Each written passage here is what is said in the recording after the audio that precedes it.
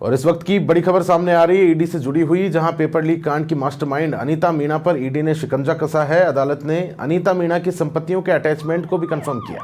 अब ईडी अनीता मीणा की संपत्तियों पर कब्जा लेगी।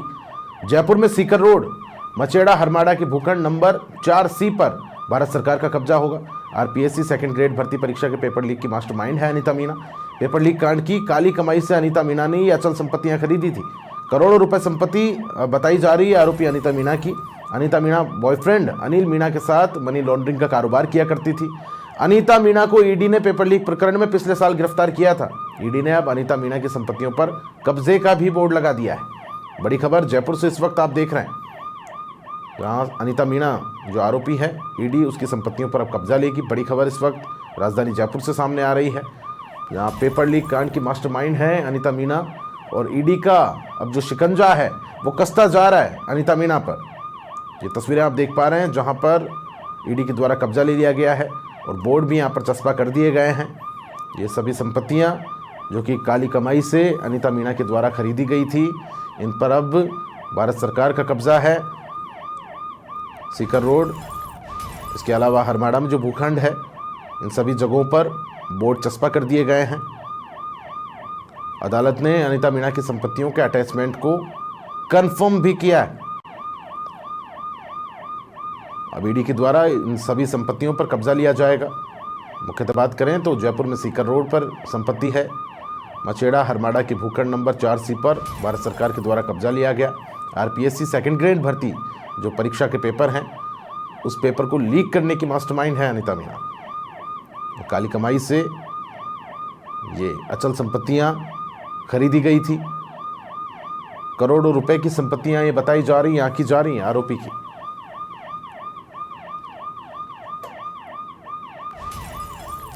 वरिष्ठ सहयोगी राकेश शर्मा अधिक जानकारी के साथ फोन लाइन पर मेरे साथ जुड़ गए। राकेश, अब अदालत के द्वारा भी जो संपत्तियां हैं अटैच करने की जो कंफर्म कर दिया गया है, अब भारत सरकार कब्जा ले रही है अनीता मीणा की प्रॉपर्टियों पर, अधिक जानकारी चाहूंगा। बिल्कुल, देखिए प्रताप, जिस तरीके से राजस्थान में पेपर लीक माफिया पनपा था और उसने युवाओं के भविष्य के साथ खिलवाड़ करते हुए एक ब्लैक मनी जो पेपर लीक प्रकरण कांड से जमा की थी, उसमें ये संभवतः पहला राजस्थान का बड़ा केस है जिसमें एडजुकेटिंग अथॉरिटी ने जो है ईडी को जो आरोपी अनीता मीणा है इसकी संपत्तियों को राजसात करने के निर्देश दिए। यानी अब ये संपत्तियां किसी भी प्रकार से ना राज्य सरकार की रहेंगी, ना जो आरोपी अनीता मीणा की होंगी। अब ये भारत सरकार की संपत्तियां कहलाएंगी और इस पर बकायदा प्रवर्तन निदेशालय ने एडजुकेटिंग अथॉरिटी कोर्ट का फैसला आते ही वहां पर बोर्ड चस्पा कर दिया है।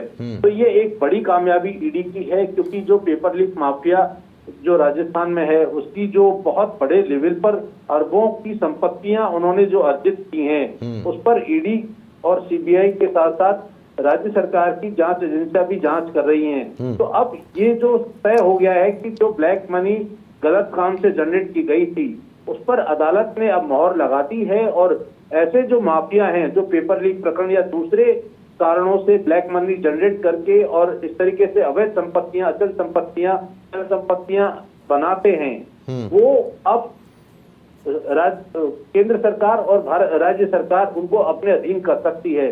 तो संभवतः अब से पहले जो हुआ था कि इनकी संपत्तियों पर बुलडोजर तो जरूर चले थे, लेकिन ये पहला मामला है जब एडजुकेटिंग अथॉरिटी कोर्ट ने जो है ये ईडी को इस जमीन को राजसात करने के आदेश दिए हैं और उसके बाद प्रवर्तन निदेशालय ने इस जमीन पर कब्जा ले लिया, यहाँ पर बोर्ड लगा दिया है। अब ये संपत्ति भारत सरकार की संपत्ति हो गई है।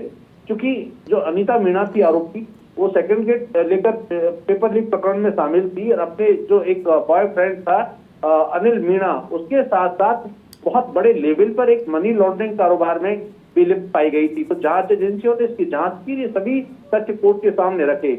इस तरीके से अब दूसरे जो पेपर लीक प्रकरण के माफिया हैं उन पर भी शिकंजा कसने की तैयारी है।